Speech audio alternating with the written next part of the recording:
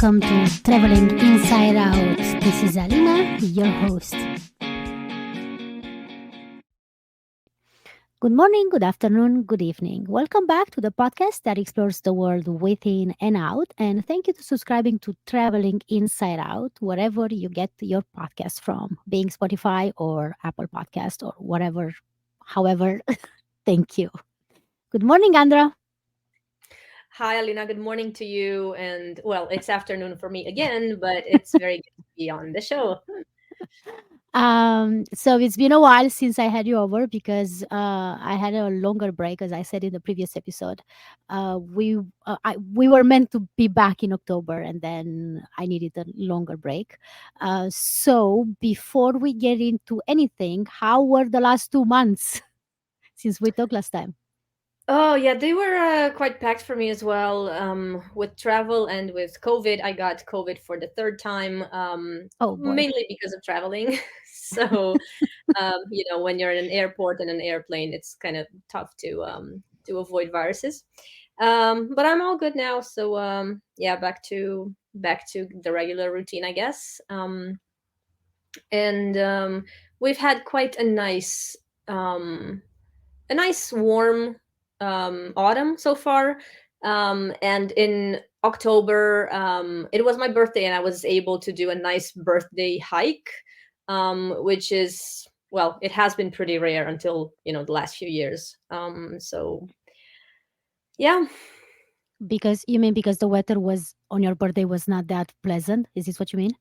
Like usually yes, in like Mm. late October the weather is really not great, but in the last 3 4 years, it's been quite nice and sunny. I had a nice lunch with my parents outdoors. We were sitting out on a terrace in like late Mm-hmm. October. That's super unheard of in Romania.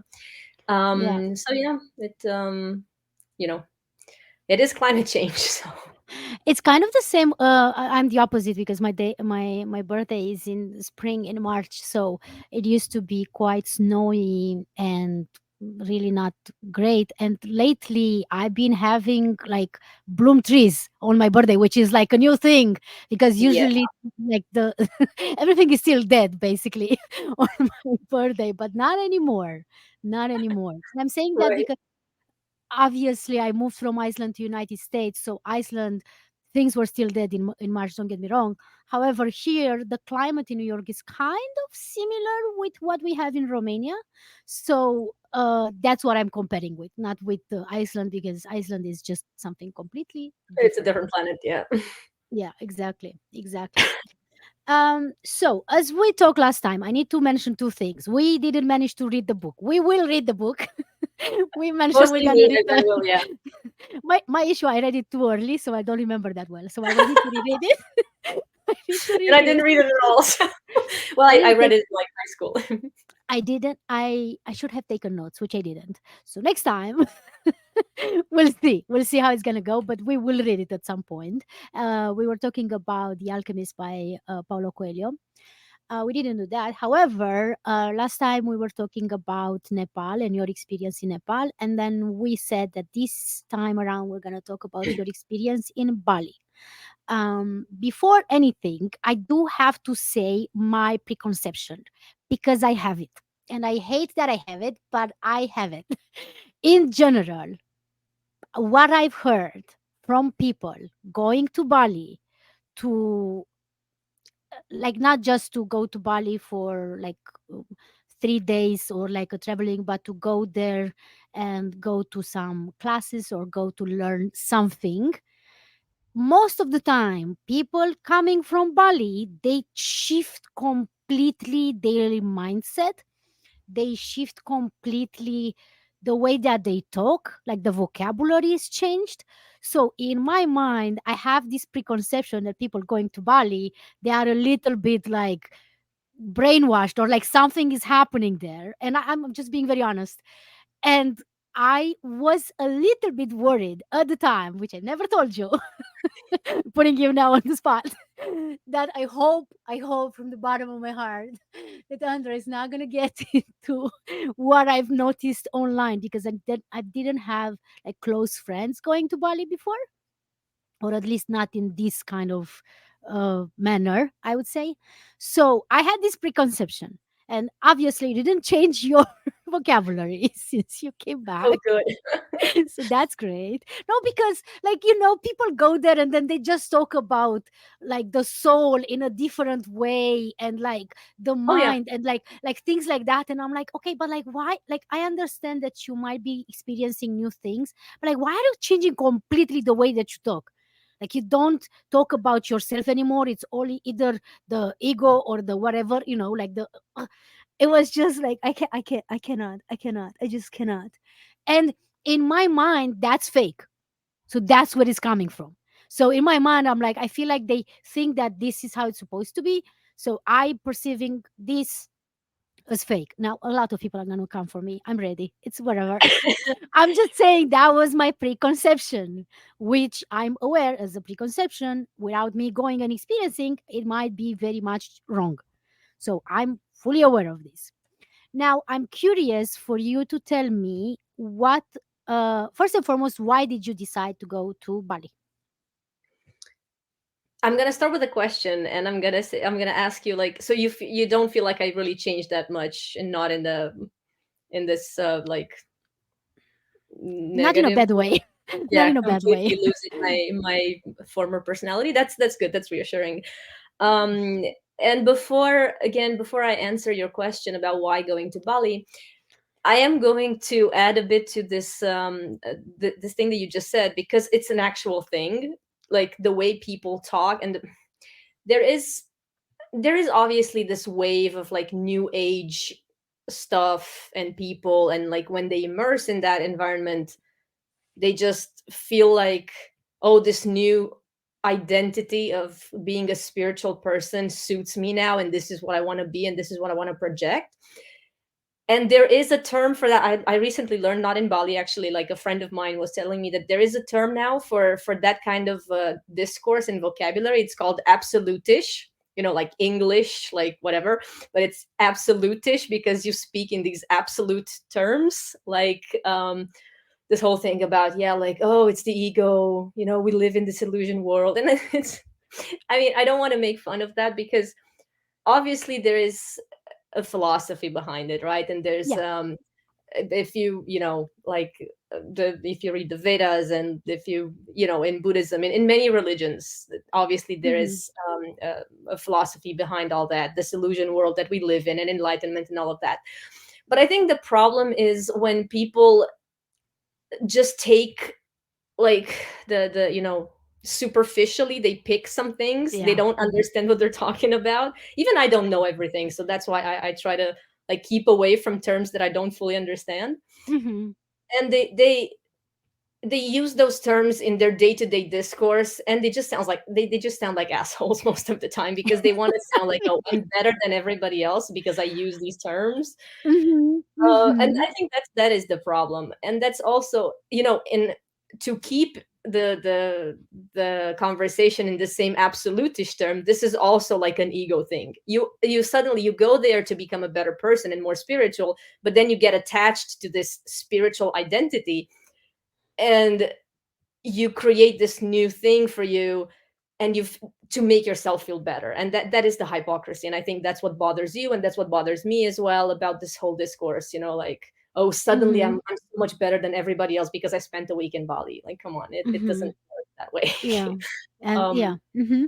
it's Hmm. not that it's not possible, of course, but it not because you went there for like a few classes and yoga, and suddenly you're so enlightened and so spiritual. There's so much more to that. But again, so yeah, there's a term for that, and it's called absolutish, apparently, and I find it hilarious. I didn't know that. That's amazing. Yeah, like last month a friend was telling me about this, and I felt like, yeah, it's really eye-opening.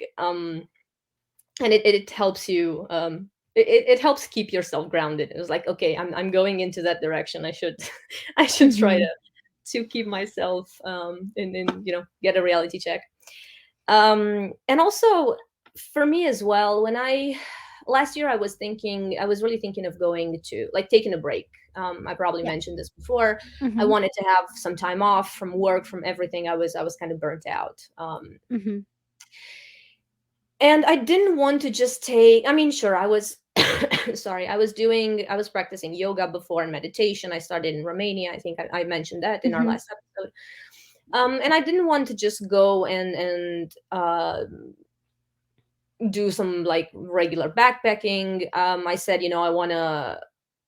I want my time off to be more like, again, I'm going to go into these cliches and into this, absolutish thing. Like self discovery. It sounds like shit, but I wanted it to be more than just, go ahead, go do some sightseeing, take some pictures and come back, because I had done that before and it wasn't enough, because when I come back, I feel like, oh, I have to go back to work again. Oh, I have to go back to my regular life. And I wanted to kind of, to somehow use this to get a bit deeper into something else. I don't know what it was, but Ex anyway, Can it so be maybe explore the inside out? it is explore the inside out. Yes, to not use cliches. Yes, actually, to use the outside world, to change the scenery in order Mhm, to, to to learn more, and if I can learn more about the spiritual practices that I'm mhm, interested in, why not, right? So yeah, for for yoga, I had basically two options that I was interested in. It was either India or Bali, because I mhm, did I did extensive research and I was wondering what mhm, to do, and maybe a yoga retreat. But I said, I don't want to just do like yoga for a week and then leave. I really want to learn more about like the the yogic actual practice. philosophy. Yeah, the Mhm, actual practice, mhm, the theory behind it. Why do we do certain things? Because it's not like when you just go to a studio, you just like do down dog, you do this, you go back mhm, home, and that's fine. Like I wanted to go deeper into. I really wanted to gain some knowledge into that. So because of that, most of the programs that I found that included this were the yoga teacher trainings. mhm, I never actually wanted to become a yoga teacher. I still feel like I don't know enough to actually teach people, but it was the curriculum for these yoga teacher trainings. The curriculum was comprehensive enough as to where it went deeper into, like yogic philosophy, anatomy, things like that. And I was mhm, like, yeah, this is, I want to learn this sounds really good. And I don't want to just do a holiday. I want to do, like a learning, studying holiday, if you will. And because back then I wasn't, with India, I felt like it has to be a more, it has to be a different kind of journey. mhm, First of all, I don't really want to go to India on my own. I also, this may be a preconception, but I've heard many stories mhm. about solo female travelers. Some of them had a really good experience, others not so much. And I always felt like, if I'm gonna go, I don't want to go by myself. Mhm. And second of all, if I do go to India, I want to take more time just for India, because it's such a huge place. I have good friends Yes, there. yes. Yeah, so like I would like to take more time, at least a month and a half, just for India. So, and Bali had been on my list for a long time. And I have to admit, it was also the algorithms, because I had research. I had started doing this research, right, to find yoga schools and yoga classes. Instagram obviously showed me sponsored ads for different yoga schools, but one of them really stood out because it had nice pictures. It had, it just seemed like it was nice. And I Mhm, visited the website, and they had also meditation in the curriculum. They had anatomy, like I was saying. They had mhm, yoga philosophy. They had beach yoga one day. They had ice baths. So like it seemed like it was very interesting in the sense that it was, it was diverse. Other mhm, yoga schools didn't really go so much into meditation, or they didn't really go too much. They didn't even have anatomy classes at all, and I feel like that's very important. mhm, So I chose this particular school because I felt like it was going to give me in-depth knowledge, which mhm. was true. Now, because of all the pictures that I had seen from Bali and Yeah, yoga schools and everything else, I was sure. like, yeah, you know what? I'm just gonna go there, try to not expect too much, because it might just be Instagram yoga, right? And the Yeah, people that sure. were going to go there, that might just be Instagram yogis, people, Mm-hmm. especially, like women practitioners who do all sorts of fancy poses just to post on Instagram, and that's it. And for me, Mm-hmm. that's like the physical part is really not so important. Like I was saying, it's more about like the scientific and the spiritual thing behind it. So I was like, you know what, I'm prepared to find that kind of you know that kind of approach, that like more superficial, not so much, even though the material is going in depth, at least I have that, but I'm not Yeah. going to expect a lot, because it is what it is, because it's Bali also. Mm-hmm. And it is true, there are many people in Bali that have, this kind of that are into this new age current, um, that do a lot of things but don't fully understand why they're doing it. They're also really good people and really good practitioners and really good teachers. I found really good and valuable ones there as well. So there's a whole lot of there's an entire spectrum where it depends on what you're looking for and what you're lucky to find and whatever. So I went there with some preconceptions as well. The second preconception, and this was completely demolished, I have to admit, and Yeah.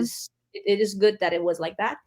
When I got there, I realized that we were 40 women in so like the 200-hour yoga teacher training that I did was divided into two groups, and the Yeah. two groups each had like 20 women, and we were Mm-hmm. all women students. Now apparently it's not always the case. Sometimes there's a few guys in there as well. Obviously it's more women most of the time, but it was only women students. Sure, we had some male teachers, but it was only women. And because I went with these preconceptions, like, oh yeah, like these girls, that they were, most of them were like younger than me, like really fit. They had been practicing yoga for ages, super flexible. And I was like, yeah, of course, like many of these people are just going to be like posing all the time for Instagram and things like that. So I don't know how I'm going to, you know, am I going to make friends with anybody? Am I going to really relate to anybody in the next 3 weeks here? Because I'm not like that. Right. Mm-hmm. And so I kind of was judging the shit out of people just because they were women and they were, fit and good looking. Yeah. Um, so it turned out actually that I made some really good friends.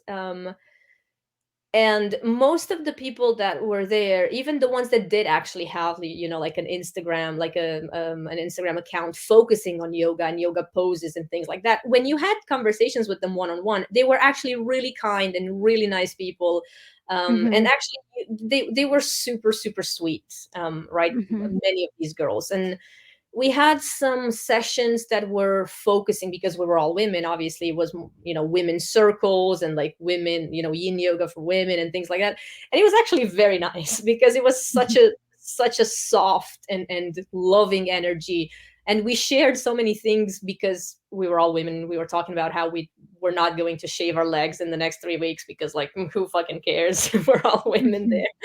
So it was actually very nice for me, and very refreshing to discover that, yeah, like, most of the people that I related to there, they actually had a lot of depth and kindness in them. So I guess, in that sense, I'm super glad that I chose Bali, because the school was good. The um, the people there, the like the my fellow students were, yeah, like very very nice, super sweet. um Most of the teachers, they had very good knowledge to share, and I felt very safe in Bali. I actually felt safe. I Okay. spent Yeah, that's important.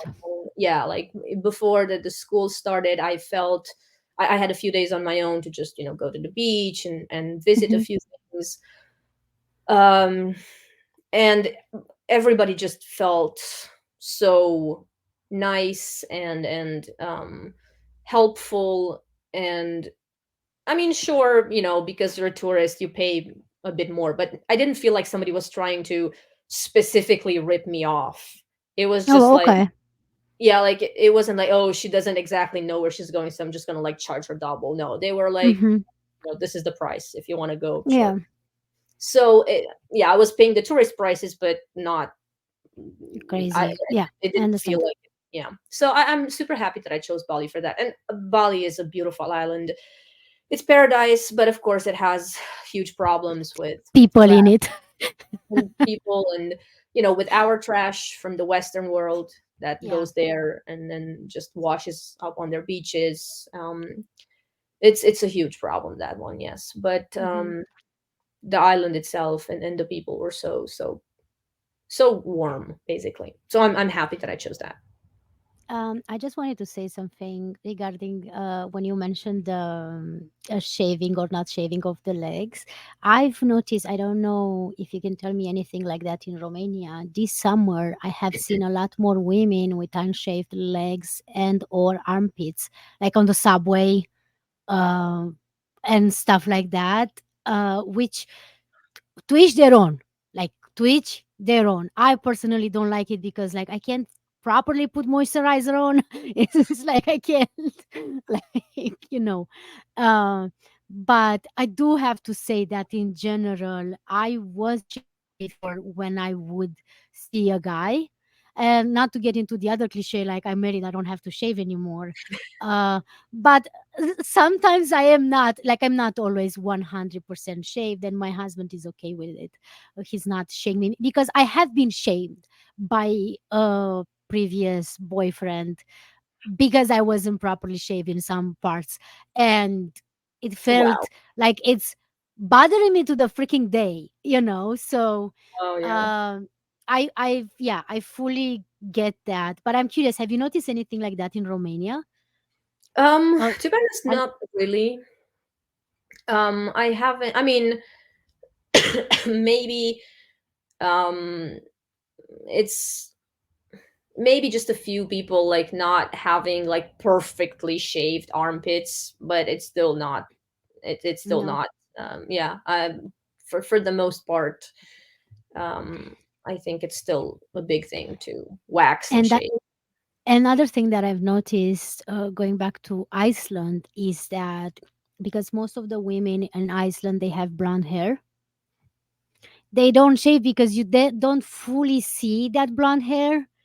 And I would see them when I would go to the swimming pool, and then I would get close to people, like you sometimes need to be close to be in a hot tub or whatever. And so that's when I would notice, and I'm like, oh damn, like you don't, but you can't tell, you really cannot tell. Right. So I was like, well, yeah, so it's now working for women who have like a darker hair because that's really fully like, I mean, yeah. So that's another approach. If you have really light colored hair, then you probably don't need to do it that much, unless the texture of it bothers you, and then that's another story. True. Um, okay, going back to Bali. Um, so you talked about what were your expectations and so on, and yeah, I also agree. When it's just women, there is a different energy, and it's not something I, I I don't, I probably, yeah, you just said that, but I feel like we are not led to believe, or maybe it's too much to say that, I don't know, that it is a change in the energy and so on when it's just women. And you just feel it, like I don't necessarily expect that, but then it's just a group of women, it's always like something different, and you do feel safer, or at least, yeah, that's how I feel as well. Let's not generalize completely, but like I feel that as well. There is a shift in the energy, and more like a cushion, like if I can say, Yeah. No, being for sure. in that kind of a group. Okay, so now just to um put it back in place, you went for 3 weeks and it was October last year, right? I don't remember, Yes. did it go all the way through November, or I don't No, remember exactly the so I dates. actually left on on October 31st. So it was almost a year ago when I Literally. graduated. Um Mm-hmm. the training was about 3 weeks, and Mm-hmm. outside of that, I spent a few more days before and another extra day after. So all in all, I was there for about 4 weeks almost in Bali. Mm-hmm. But for most of that time, I was in the yoga school, so I didn't get to do a lot of sightseeing. But the place that we were in, that yoga school was in a complex, in a resort, I might say, outside of, close to Ubud, which Ubud is like the, the spiritual center, because it's the city that has, most yoga schools, most meditation centers and things like that, and it's where a lot of digital nomads go, but it's not close to the beach, so it's more like in the Yeah, jungle. more. And this Mm-hmm. resort was in the jungle basically, so Mm-hmm.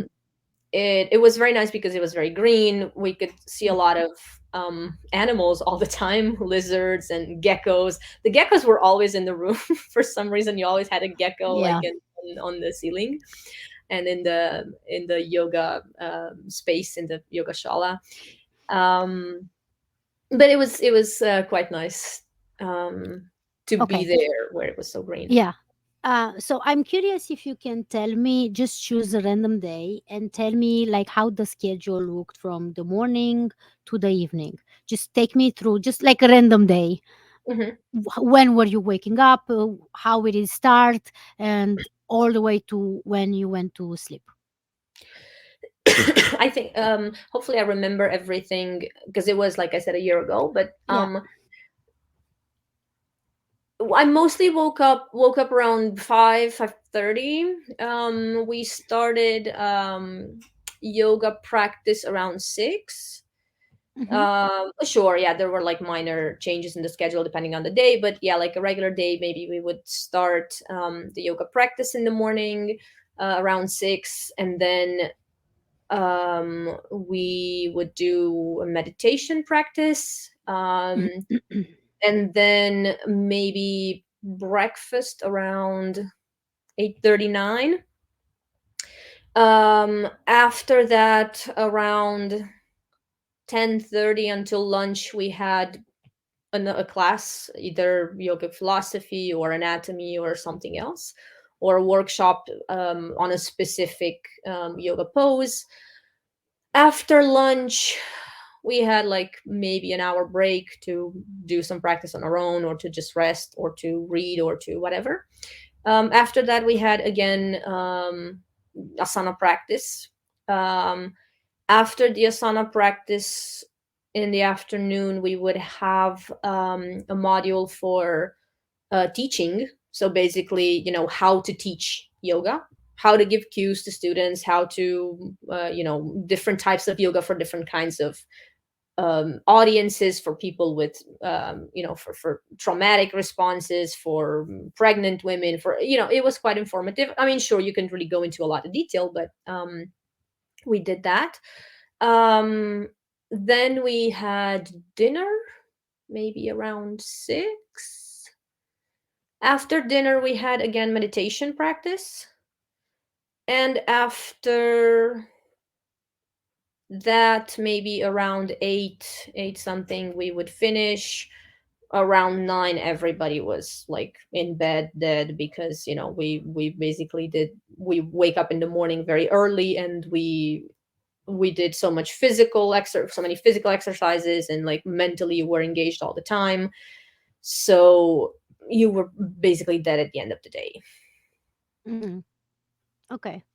So I want you to tell me now, during the time being there and then maybe soon after, what were the main things that really left an impression over you from the whole experience? Because I want to compare it with 1 year later, how you see it. But try to go back into when you were there. If there was something that really left like a big impression over you, or that was very challenging, it can be either way. And then soon after.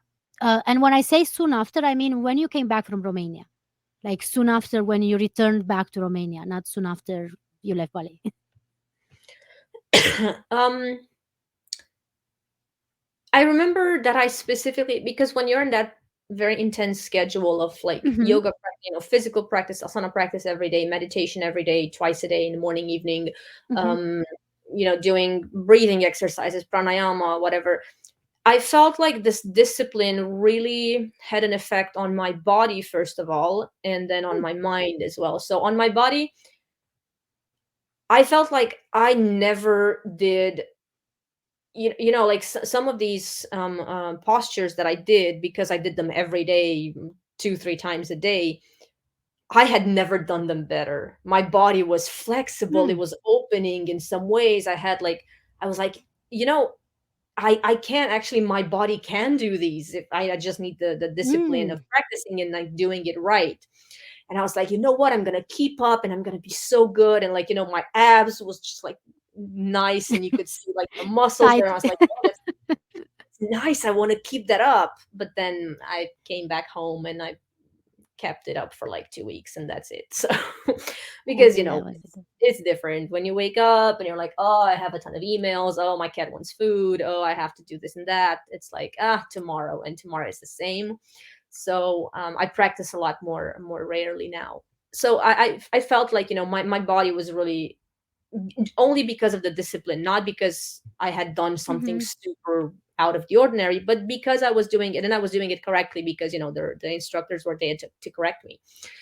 Mhm. Um, Yeah. and second of all, on my mind, because all the meditation, there was another thing about meditation practice. What I usually do and what I usually did before was passive meditation, right? So where you just sit and you try to like go inwards, to not focus on the outside world, to try to not focus on your thoughts, to focus on the breath, things like that. And there, the focus was a bit more on the active dynamic meditation practices where you would involve shaking and dancing, and then you would have a part where you sit in silence and in stillness. And for me, I was like, this is new for me. I don't know how, like, what's with the shaking. It kind of feels like we're, crazy people here. But it did work actually, because that release that you feel, and then the stillness that you add at the end of the practice, it just felt a lot more intense, after that, the Mhm. whole shaking and active practice that you did, the stillness at the end just felt more still somehow. So for me, that Mhm. was a surprise actually, how you can, there is this active meditation technique, and how it works on the body. And again, I felt like, oh yeah, I should do more of this because it feels more powerful. But after coming back, doing it on my own, it just didn't feel the same. It's not, when you practice it in a group of people, the energy is different, like you're saying, and it kind of feels like, everybody around me is dancing and shaking, and I kind of do that. But then when I did it at home, I was like, it just doesn't feel the same. I'm like, yeah, I feel more comfortable when I'm on my own to just go back to my passive, still meditation. Um, Mhm. May I so I, may I interrupt for a second? yeah, I'm sure. just curious if, because you mentioned about the discipline that you had during the course, and so I'm curious, did they address on how to have this discipline at home when you live?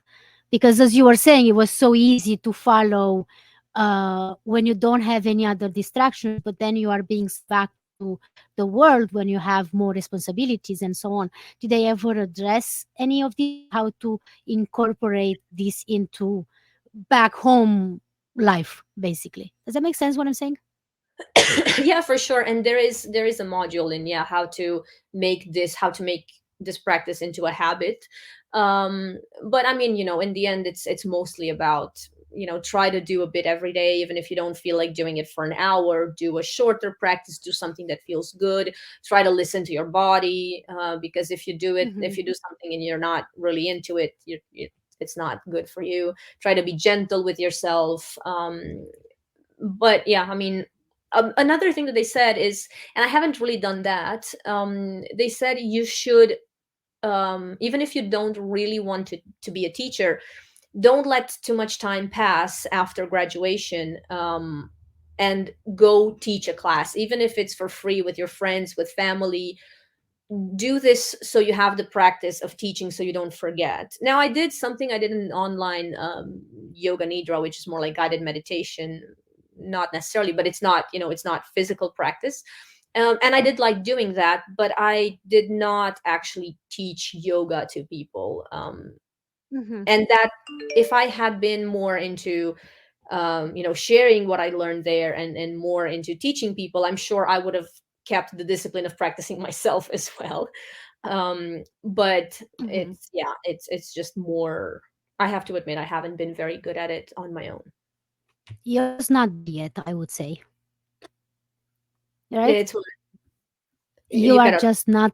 You are just not there yet. for sure, I would for sure, say. Yeah.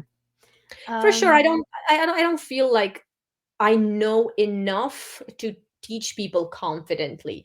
I would know, I could teach what I know to people, and for beginners, it could be definitely enough in some contexts. But for me, I feel like I have to really master something before I can teach people. That's just me, and how I feel like it works for me. And for that specific reason, hopefully next year I can go and do some specialization courses, because I'm now looking into that. Okay. Okay, great. Because that was a question coming, but we're not there yet. As in, what's the next? What's coming? Right. But we're not there yet.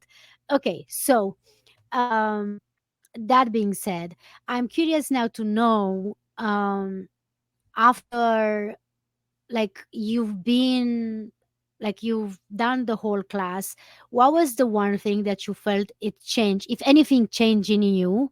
What was a thing or two or whatever that changed from that experience? Like, what was something that, and it, like, it changed and it still changed, not Hmm. something that changed for a short period of time, but like something that you really feel like it's stuck with you, um if there is anything. It cannot be there is anything. Like, there is I for don't want sure. you to improvise something right now. Like, No, there is for sure, and I'm just trying to pick one that was probably the most powerful. And I think it would be the connection that I feel towards other people, in the sense, I will give you an example, because when I was there, I had some practice, some sessions where I just felt, I'm not super extroverted, I'm not super like, I don't, if people talk to me, I like talking to them, but I'm not a person to just like connect with everybody easily. um and there was one session where we had this, I don't know, we did a mantra chanting. It's basically, you sing the song, it's a mantra. It's basically just a little spiritual song that you keep singing. Mhm, It's also kind of a meditation, basically. And it was mhm, super nice because it's a simple line, and you repeat that over and over again. And in the beginning, of course, we didn't know it, but the more, it was repeated, and after 2 or 3 minutes, everybody could sing the words. And it just felt like all the voices, and like we were all women, right? So it was like 40 women, because in this one we were all together because it was just chanting. It was like at sunset, and like I said, we were in the jungle, and you could hear the nature sounds and this music, and we were all singing along. And at some point, all the voices were coming together, because everybody was starting to get used to the words, and everybody was kind of mhm, singing in the same rhythm and voice.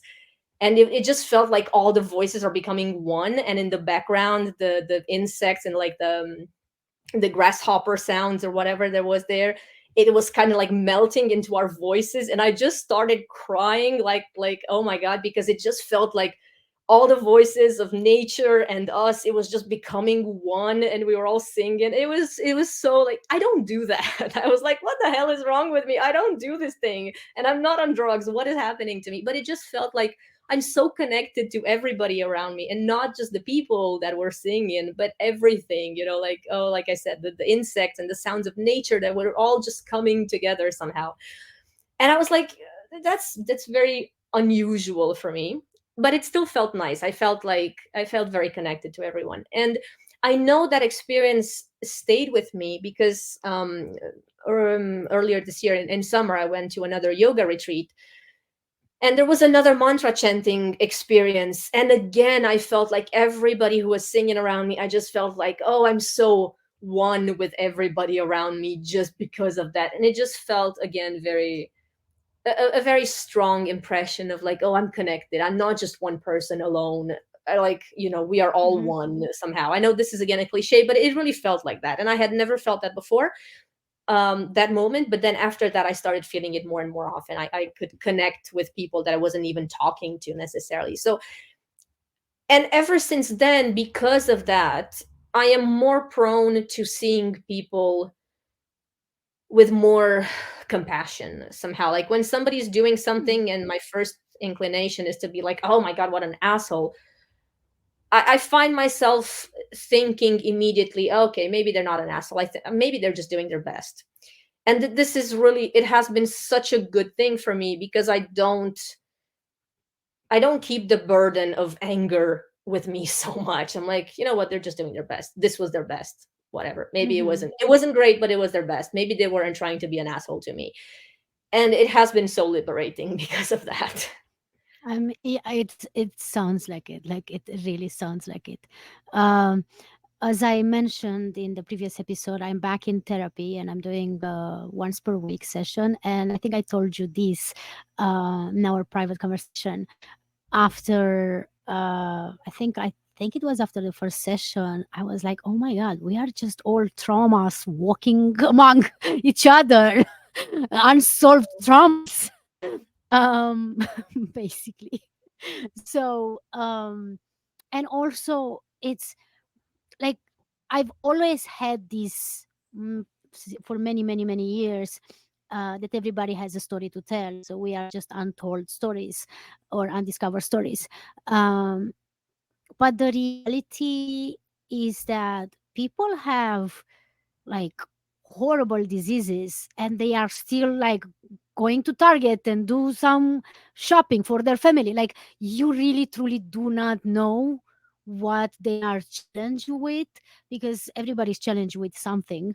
So yeah, I fully agree with what you're saying, and I was curious to see how is that translating into your day-to-day life. But like you already I was about to like, let me ask you, but then you actually explain. You got there without me needing to ask you.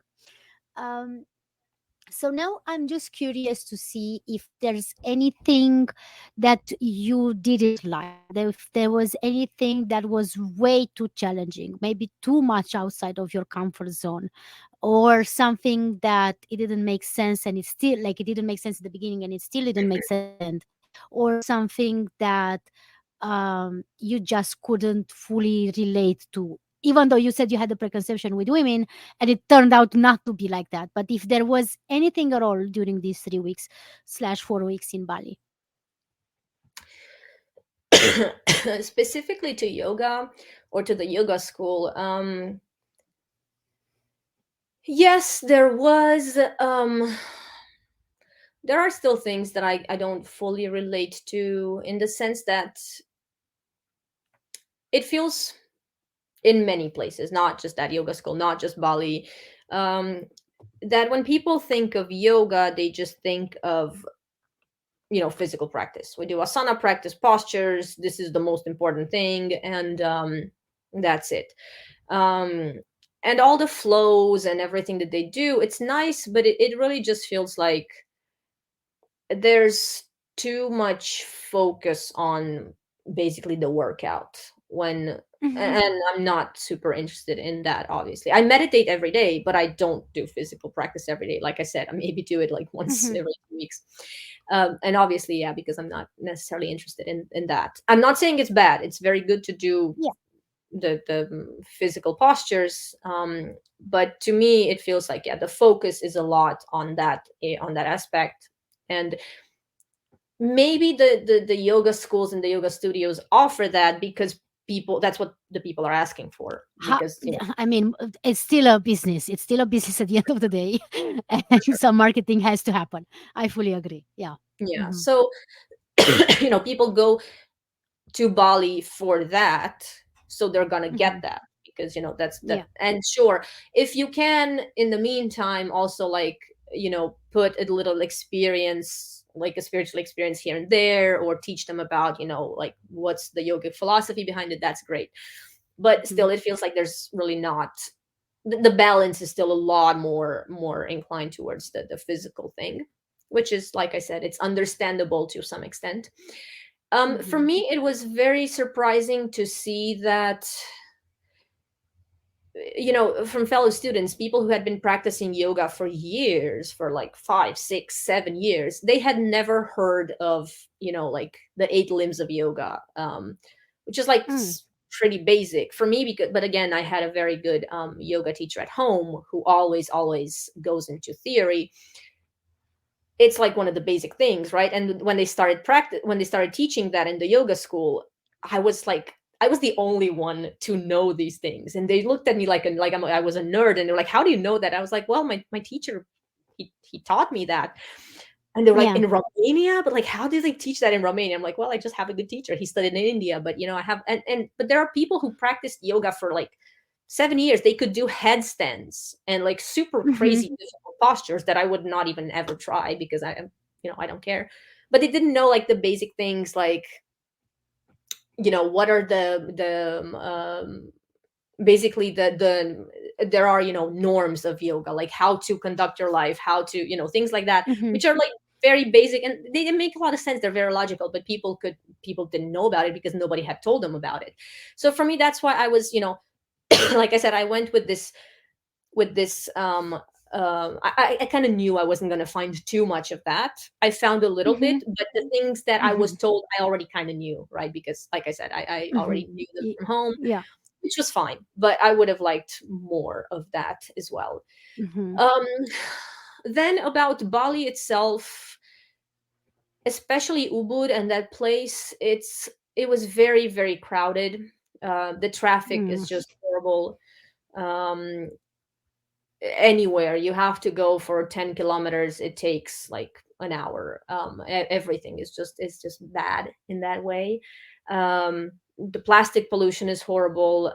When it rains a lot, because they have septic tanks, the water just gets super infested. You can't They were telling us last night it rained a lot. Make sure you don't like wash, you don't eat salads, or you don't drink anything with ice if you go outside of this yoga school, because in the yoga school they were using like filtered water. They said outside of this the water is going to be contaminated, don't do it, you're going to get really sick. Then there was the smell of mold, which was really bad for me. I had actually a bad experience with that. Mm. um, Even in the yoga school, I was given a room at first that had pretty bad ventilation, and because it's humid for like 6 months in the year and the Yeah. ventilation was bad, there was this like constant mold smell in the room, and it was making my throat really itchy. I have, as you can tell, I'm still coughing because I had COVID like a month ago. And my respiratory system is super sensitive, and like I was feeling like swollen, and my throat was super itchy, and I Hmm. couldn't breathe. And I went to them and I said, like, I don't know what you can do, but please get me out of that room. I'll pay extra, but put me in a room that doesn't have mold, because otherwise for 3 weeks I cannot do any like breathing exercises, Hmm. because I can't even breathe at Yeah. night. I have to sleep. And eventually they gave me a better room. And that one was fine. It had ventilation, but then of course, because it had like uh, like ventilation in the sense that it had like a grate and holes in the wall. A lot of like insects and geckos kept coming in. It You was okay. can't. Oh my God. Yeah. Yeah, I was like, I'll take the animals, Pick as your long as, poison. Yeah. yeah, yeah. I was like, I'll take the animals. At least I can breathe, right? Yeah. So the smell of mold, and it wasn't just in that room. It was, like in many places. You went to bars, you went into like Mm. shops, because it's just moldy, and because I mean, it's just humid and warm for so many months in the year.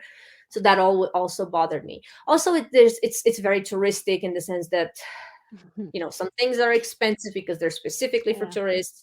It's crowded, the prices, the every every place that's famous, like every touristic site, unless you go super early in the morning, you're gonna have to wait in line for a picture. If you want to take a picture, you have to wait 30 minutes in line for people to take pictures. And it's this nice and pristine place, but when you have to wait in line with like 1,000 people behind you, it just kind of loses the charm. um Yeah. so I think that's one of the things that I don't have so many pictures of famous landmarks from wherever I've traveled, because I don't have the patience. And I also, I mean, I traveled by myself quite a lot, and I'm like, I feel so awkward that I need to give someone to take a picture of me, and I want to pose in a specific way, and I feel awkward. People are looking at me like, I would rather not do it. So I would not have pictures in a lot of places, because I just, nope, not happening. Not, yeah, I'm not I didn't that even kind of go to some person. of these places. They were telling me like, Yeah, there oh you go. I was like, yeah, I'm not gonna go. I'm gonna go to one of the smaller ones that's not so famous, but like rice terraces. I went to something Hmm. smaller that was closer because I didn't want to waste You were. Hmm. so much time. So So, it's beautiful, but it has many downsides to it. So hmm, I mean, like every other very famous touristy place in the end. As we are reaching almost the end of the episode, I am curious now to tell me, so, in a few words, what are your plans for the future regarding yoga teaching or learning more, getting more into that in depth of yoga? And then, how do you feel 1 year later? Was it all worth it? for sure, it was worth it. Even though it kind of like turned my life upside down somehow. In the sense that when I came back home and when I went back to work, I was expecting that, oh, I'm going to go, I'm going to have this nice experience, I'm going to recharge and come back, and I'm going to be so much more refreshed. But when I came back, and I had had all these like conversations, and I had learned so much, and it just felt like, oh, I'm this infinite being with I'm a spiritual being with a human experience, and then I have to go back on Zoom and discuss customer requirements, and I'm like, what the hell am I doing? This infinite being on Zoom, it just doesn't work. And it was just a bit more. It was difficult to readjust. And I do want to. Ever since I came back, I have been looking for. I don't want to lose touch with this like spiritual path, and I feel like I'm still trying to go to retreats, trying to read more, do more things, and I would like to. I'm looking into specialization courses, like maybe Hmm. meditation, specific meditation things, or things like Kundalini yoga or things like that to practice more. And when I feel like I have, when I'm confident with the things that I know, I will again try to do maybe like some test sessions again with friends. And then slowly, if I feel like, okay, I can actually, I feel confident enough to I have enough knowledge and I can give people enough value, I will try to start teaching. But until then, I feel like I have a lot more learning to do myself, and I will try to find, I'm trying to find courses and things that I can do to solidify the knowledge that I already have and to build on it. Hmm. Hmm. Okay, can you see me? Because my image is stuck. I can hear you, but my It's frozen. image is I can stuck. hear you too, It's but yeah, frozen, right? you're frozen. But I can hear you fine. I can hear you fine. Um, okay, so I'm trying to start a new segment on the podcast. So for now, I'm calling it Inside Out Wonders. We'll see if it's gonna stick or not. But I've asked you and then also me to, if you have any recommendations of the month, to let me know. And do you want to go first, Andra? Yeah, so you said it can be pretty much anything that I like, and Anything? Mm-hmm. because I recently found this poem by Mary Oliver. It's called Invitation. And I'm just gonna say the part that I really like the most, because I feel like it it applies so well to the current state of affairs in the world. And Sure. but I really think it's worth reading because it's a beautiful poem. But what I like the most is this part. It says, "It is a serious thing just to be alive on this fresh morning in the broken world." And I just felt like Yeah. we are living in a broken world. And Yeah. Um, I just felt so grateful and privileged and sad in the same time when I read that part. And I that's why I feel like this poem Invitation by Mary Oliver is a good read mm, for these days. yeah, and it is. I've watched a interview with Pink on 60 Minutes, and she was talking about basically coping because the world is really insane and dangerous, and just it can be very beautiful, but like it can be so insane. So uh, the way we cope is basically important, obviously, to not cope in a more damaging way, but to make it like just be happy that you're making it each day, you know basically as sane as you can. Yes, the world is indeed, I It's would it's say, an a achievement. scary place. It's an achievement to, yeah, to keep going in a scary place, even if you can't change much, but just continue to be until you can change something. It's also an achievement. Um, so my suggestion is I've been this month I've been to a book release by Jessie Reyes. Words of a Goat Princess is her first poem book, and she basically named every poem, and they also have a number. So I'm gonna say number 19, and the title of the book is Beach. I'm not gonna read the whole poem, even though it's kind of short, but I'm just gonna read a part of it. Uh, they yell, "Slow down." She walks a little faster. Her spine tenses. Bitch. She ignores them. Why don't you smile more? She is scared to smile when she's out alone because they think it's an invitation to be pursued, even though she just wants to make it home. So she lowers her gaze to the pavement, speeds up her pace, looks indifference into her face, and lets them call her a bitch, all in the name of hoping to make it home safe. And it also has a picture, but because the video is because the video doesn't work anymore. But the point is that there is a girl that she's wearing a hoodie and she has the keys in her between her knuckles, as we all women at some point in this life, I think we've done. We carry the keys kind of like a weapon on Hmm. our way back, and then she's wearing kind of like a crown that is famously known by Lady Liberty, like the statue in New York. Yeah. So it's like such a beautiful picture. It's like a drawing, actually.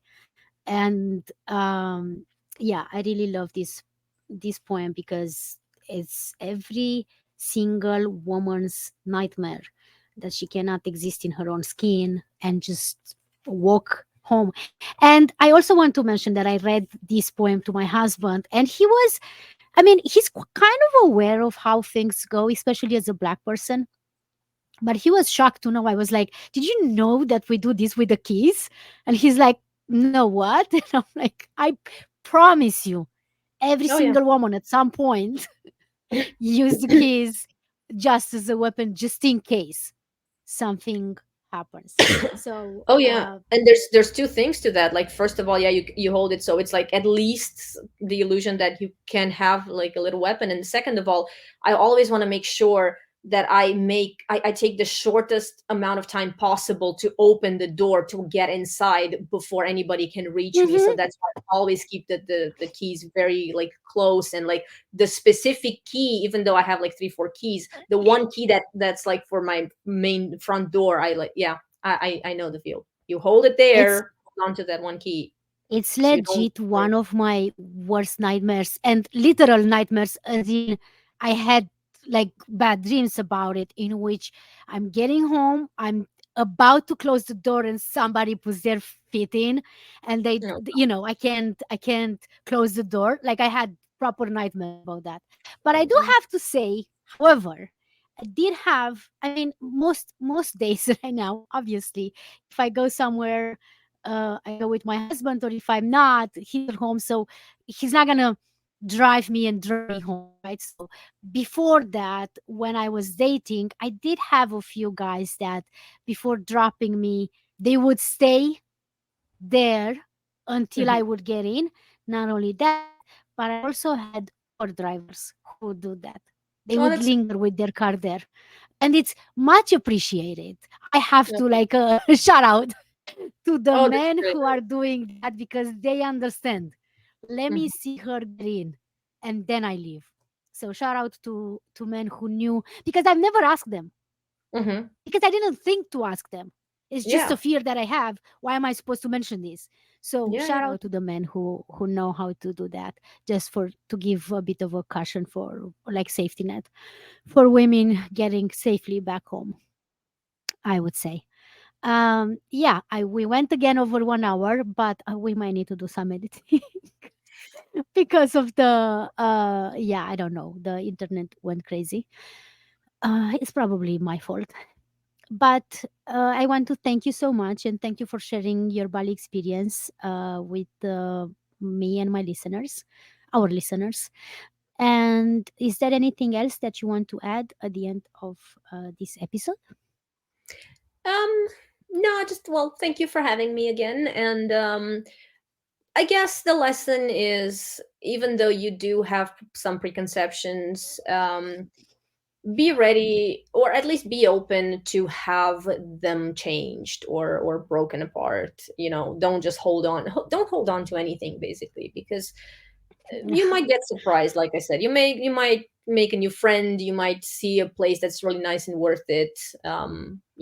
Or if you don't, at least you were open to learning something new. And if your preconception was reinforced, then it means you were right, and it's still a win. Yeah, So yeah, that at least, is, yeah. even if you have them, be open to like question it. So I Hmm. guess, it worked for me. For whoever is interested in finding Andra online, you can check out her YouTube channel, at Andrada Popandorka. It's I'm gonna put it in the episode description, and then also you can see it on the screen. And then for me, it's the same. It's my name. That is also my website, YouTube, at Alina Grad. And I'm going to post the mini vlogs that I said in previous episode. I posted. I started. I didn't post it yet. Technically, I would have posted it by the time this episode comes out. It's difficult to think about timeline. um, but yes, what could we find on your channel, Andra? What is the plan? Yeah, well, the plan, because so far I have many things that are kind of like all over the place. I have backpack reviews and shorts about different places that I've visited, and a few teachings from a lama from Nepal, Buddhist teachings. I will try to make more content related to maybe also meditation. Maybe I'll start having like little yoga nidra Mhm. recordings, like I was saying, because I kind of like that, and I prepared a few, and maybe I should make them available to the general public, because the ones that I did test with friends, people were It you know worked. yeah, it were people were they liked them. Hmm. And I would try to make more content related to the spiritual practices that I do, not so much for people to do the same, but for them to find out, like, I've been to this monastery, this is what you could find there. I did Hmm. this course, this is what I learned. So, like, little Yeah, things like that. snippets of information from your Basically, yes. Yeah. experience. Hmm. Hmm. Sounds great. Okay, so that being said, I hope to see you and talk to you for the podcast next month. next month. I'm not gonna say like let's not talk about 1 month and see Oh what yeah, like happens. afterwards we'll just talk in like 10 minutes anyways. Exactly. And I also have to mention that we recorded this way in advance. So if anything else changes and so on, we will address it in the next episode that we record together. That being said, have a lovely day, Andra. And I already had breakfast, so I'm gonna go ahead and continue my day basically. Well, have a wonderful day. Thank you. Thank you as well. This concludes today's episode. Thank you for listening and for reviewing Traveling Inside Out. If you want to get in touch with me, send an email to podcast@alinaigrad.com. And remember, your outer journey begins with inner work. Until next time, bye.